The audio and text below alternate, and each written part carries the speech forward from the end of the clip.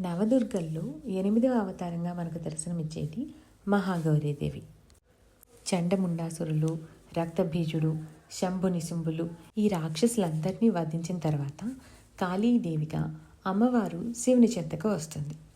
ఆ అమ్మవారిని పరమశివుడు తన జటాజుటంలోని గంగతో అభిషేకిస్తాడు. అప్పుడు అమ్మవారు కాళీ రూపం నుంచి గౌరవర్ణంలో అంటే బంగారు కాంతులతో మెరుస్తూ గౌరీదేవిగా మారుతుంది. అమ్మవారిని దేవతలంతా భక్తి శ్రద్ధలతో నృత్య గీతాలతో కొలిచి ప్రసన్నం చేసుకుంటారు. తన భక్తులు ఎవరినైనా కానీ పిలిచినంతనే పరికి వాళ్ళకి అభయం ఇస్తానని వరం ఇస్తుంది అమ్మవారు. ఆ కీర్తనల నుంచి పుట్టిందే దేవి సూక్తం. పిల్లలు ఎంతసేపు మట్టిలో ఆడి మరకలతో ఇంటికి వెళ్ళినా తల్లి ఎలా అయితే వాళ్ళకి ప్రేమగా స్నానం చేయించి మళ్ళీ శుభ్రంగా మారుస్తుందో మహాగౌరీదేవి కూడా మనలోని పాపాలను చీకటిని తొలగించి మళ్ళీ పరిశుద్ధంగా మారుస్తుంది. మహాగౌరీదేవి అమ్మవారు వృషభ వాహనంపై చతుర్భుజరాలిగా తెలుపు రంగు వస్త్రాలను ధరించి ఒక చేతిలో త్రిశూలం, మరొక చేతిలో డమరుకంతో మిగిలిన 2 చేతులు వరదాభయ హస్తాలతో మనల్ని కటాక్షిస్తుంది.